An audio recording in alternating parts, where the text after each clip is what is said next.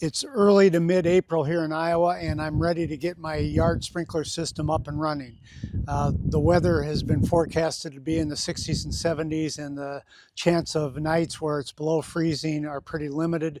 And we've had probably 3 weeks of good warm weather to get the ground thawed out, and you can see everything's greening up. So if you're ready to learn about how to start up your yard irrigation system, stay tuned and we'll go through it. My name is Rick Smith, and I'm the creator of the YouTube channel RS Tech ALO. And I try to provide tips and techniques to people who'd like to try to do tech stuff themselves, but are not quite sure how to do it.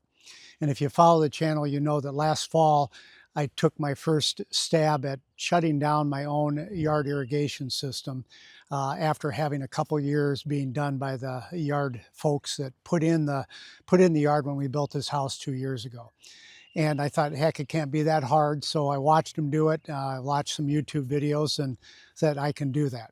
So if you want to check that out on the channel, there is a video on how to shut down a home irrigation system. But today we're going to do just the opposite. We're going to start it up. And before we do that, I just wanted to talk a little bit about what I have here. The lot is about 3/4 of an acre. And when they set this sprinkler system up, they set it up with 6 zones to cover all the grass area. And to do that, they put 2 boxes in the ground where each box has 3 controllers to do 3 zones for different parts of the yard. One box is on kind of the northern end of the lot that covers both the front and the backyard. And then there's another one down at the south end of the lot that does the front and back. The system is built up of Rainbird products. I have a Rainbird controller in the garage that you'll see here in a little bit. Inside the boxes here we have Rainbird valves that have solenoids that control the zones. And then all the sprinkler heads that are out in the yard, they're all Rainbird. So between knowing that and being able to go onto YouTube and check out videos on how to adjust them, how to shut the systems off and things like that, it's really not that hard.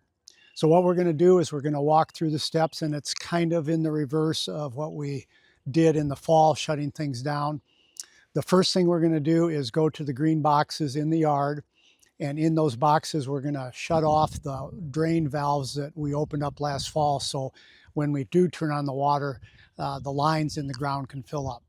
So if you're ready to go, let's go take a shot at looking at those green boxes and shutting those valves. I'm out at one of the boxes now in the backyard. You can see this green box down here. And the only 2 things that I need to make this turn the valve off and get into these boxes, number one, something to pry with on this box. So I bring out a big screwdriver, and then I've got this knee pad, not only for these old knees, but ground's a little damp, and that way it keeps me dry. So let me bring the camera in here a little bit closer so you can see exactly what I'm going to do here. Okay, so this cover is basically on a box that's buried into the ground where all the controllers are. And typically it's not hard to get this open if you open it off enough. You basically stick the screwdriver down there, pry up the end, and then just pick the cap up and take it off. So let me get the camera in even farther here so you can see what we're going to do here. See if I can get this down low enough so you can see what's happening here. Okay, hopefully this will be clear enough to see. Maybe I'll move it a little bit here. The sun, it's about 9:30 in the morning, so the sun's not really high, but let me just show you what's in here. Here's the main water line that comes from the house. And then off of that, it's teed 3 different control valves here. These are for each of the different zones. There are 3 for this side of the house. All the wiring you see is the wiring that comes from the controller in the garage. So when I put it on to control different zones, it'll send signals out to the different wire configurations to open up the different valves and shut them. And so what we're out here to do today is shut this valve here. So in the fall, we opened it up, it was closed, which we're going to close, and the water would drain out of this. In our lot, we're able to have natural drainage in the fall where many irrigation systems require it to be blown out. So you might want to check your situation to see if you have the ability to let the lines in the ground drain to a central spot like this to allow you to do that in the fall. So simply all we got to do is take this valve here, zoom in a little bit more on that. So we get that up there. See it back here, and all I'm going to do is shut that, and hopefully you can see that down there. Now it's shut, so the water can't drain out of that. So what we're going to do now is we're going to do the same thing on the other box on the other side of the yard. Okay, I'm going to try to hold the camera and point this out at the same time. Again, the sun angle is not very good, so it's hard to see. So let me zoom in on this box. And as I mentioned, over at the other box, if you see here, there are 3 controllers that come off this main line here, and then you see a faucet turned upside down over on the far left.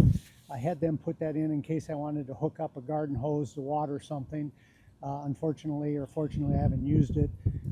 To turn it on is kind of a pain. It's the handle is down in the dirt, and you have to clean that out, so I haven't really used that. But the one we're going to mess with is right up here. That's the valve. You can see it's in the open position now, and that's the drain that we drained these 3 zones last fall. You can see it's in the open position, and what we want to do now is shut that. So let me see if I can turn this a little bit so you can see it. And basically just come down in here. There you go, you can see it's turned off now. That's as simple as that. We've blocked off the ability for the water to drain out of the lines, so that part of the startup is completed. The next thing we're going to do is move over to the side of the house where the water exits the basement, and we've got a couple adjustments we have to make there. I'm at the side of our house now and wanted to show you where the water comes out of our basement, where it connects to the main water line and then runs into the ground. So this pipe is coming out of our basement, and I'll show you that when we go down to turn the water on. It feeds water up through this valve into a backflow preventer, which the city mandates, and I think most municipalities do as well. If for some reason the pressure in your yard system got so high it would force water back into the city water system, this prevents that. And then there's another valve that shuts off down into the ground, and this is what feeds those 2 green boxes and then out to all the different zones in my yard. So we want these valves to be parallel with the tubes, and so what I'm going to do is I'm going to turn this one on first. There we go. And then we turn this one on as well. And there you go. That's set up to allow the water from the basement to come on.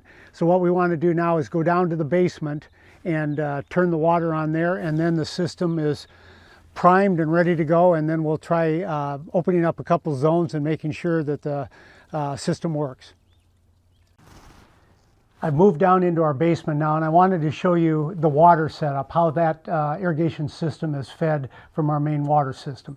So I want to show you what we have here in the basement. So I'm going to pick up the camera here. It's easier to see if I can zoom in on some things here. All right, down there you can see the water comes out of the basement floor. That's the main water line into the house. And then there's a main shutoff there with the water meter in line to the rest of the house.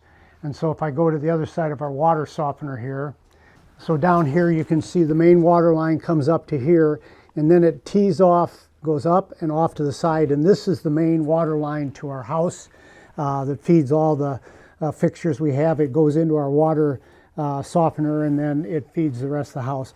This is the line that feeds the irrigation system. So it comes off of the main line, but it tees and it's shut off now. And that's the main shut off that we turned off in the winter to keep the water from flowing out into the system. I'm going to show you now. It goes up, and you see the black insulated pipe there. That's the water line that feeds to the outside of the house, and it's a little hard to see, but if you look at the black line and then follow that white PVC, it's feeding across the floor joists for our main floor, and it's working its way over here to the wall. And if you look up here real closely, you can see the black line disappearing into the insulation right next to that gray pipe that was what you saw coming out of the wall on the outside of the house. So if we go back over here, this is the path of the water line that feeds the outside irrigation system. All right, so that's the setup, and the last thing we have to do to get this system going now is turn on this red valve here. As you can see, it's horizontal, so it's blocking flow.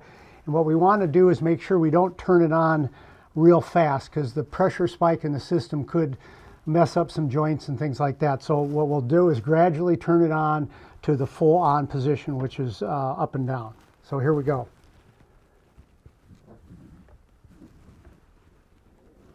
You can kind of hear the water running, not much.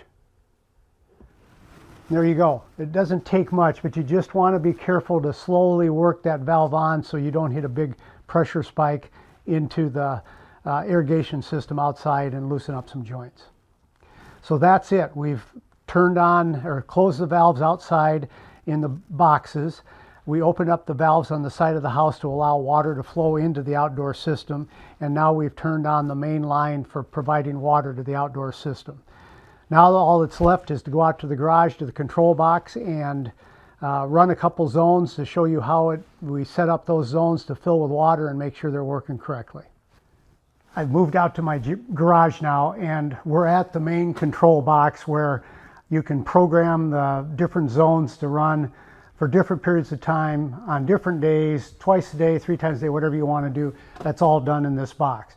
And what we want to do now is go through each zone to make sure it fills up with water and the sprinklers all perform correctly. I'll demonstrate that on a couple of them just so you get the idea. So I'm going to open this box up, and I'm going to pick the camera up so I can get a little closer to it so you can actually see what's on the display screen here. So there are a lot of items that have to worry about, but in this case we don't have to worry about them. The main thing we got right now is this knob over here that's in the off position. On the right here is our display panel that tells us what's happening, and again it says off. Now if the system was all set up, we'd flip this to auto, and then I have certain days that it's supposed to water at certain times of the day at all 6 zones. And we aren't going to mess with that. What we're going to do is move to the manual mode over here. And this is the way we can turn on each zone separately to make sure it's working. Now the display, if you look at it, it's flashing all and for 2 minutes. Basically I could hit the start button and it would blow water out all of them, which would be awful hard because I don't think we have enough water pressure to do probably 48 different sprinkler heads. So what we do is we push on this right arrow button here, and now you see it switched to station 1 for 25 minutes. I'm going to go to station 6, just push it sequentially until we get up to station 6. There we go. It says 25 minutes. I could change that time by pushing the minus here, but we'll shut it off before it runs out. So what we want to do to start this is hold this right arrow down, and I'll do that. And so it says started, and you see the little sprinkler head up here. That means the system is starting up. So we'll look outside here, and you should hear some bubbling as the sprinkler heads start coming up. We've got one right down here. You can see it slowly coming up. And if you look out down by the street there, you can see 2 along the street, 1 by the driveway. There's another one in the little garden there. And then there's another one down here. There's several of them out here. So this system is running. And what you want to do is run them until you don't hear that popping and bubbling sound, because that says it's clearing the air out of the lines. So you hear that noise. That's some air that's coming to that sprinkler head, and the line is still filling up with water. And down here, this one's doing the same thing. And that's pretty much it. That's what it takes to check out each zone. So now we're going to go back inside here. Look back up at the control panel. And we're going to shut this off. And how do you do that? I'll zoom in a little bit. We just take this knob and flip it to off. And if you look at that display, until that little sprinkler head disappears, it says off, but it's still on. or at least that zone is. Okay, the system is shut off. Now we're going to try doing another zone just to show you the process again so you're familiar with it. We again flip to the manual position on this rotary knob. And again, it's flashing all here for 2 minutes. We'll go to this minus sign and we're going to go to zone 1, which is on the other side of the driveway. And we're going to hold that button down until it says started. And then we're going to go back out here. See if we can see that sprinkler system. There you go, it's already started up.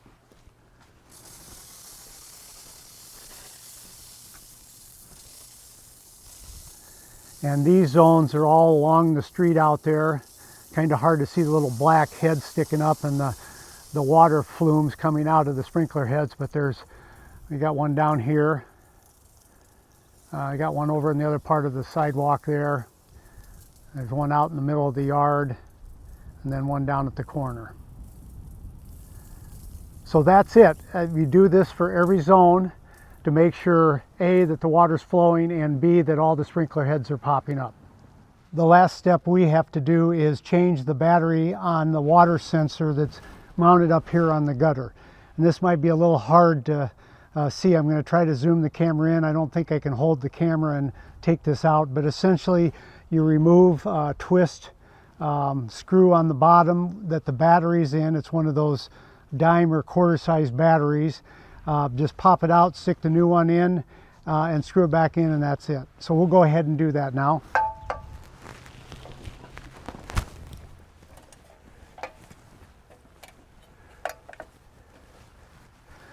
There's basically a slot in the bottom, and we rotate it counterclockwise, and hopefully I can do this without dropping it. And then hopefully you can see this. There's that battery in the bottom of this. I'm just going to pop that out. It's got the big diameter inward, and what you want to do is remove it and put it back in the same way. So the little smaller diameter, this one has some kind of marking on the bottom that you want to have pointing out of the plug and going into the bottom of the sensor. And this sensor rotates up here, so you can tilt it a little bit to help get this thing in. There we go, we got it in, and then put my screwdriver in the bottom slot, tighten it up so it's flat, and we're ready for another summer in Iowa.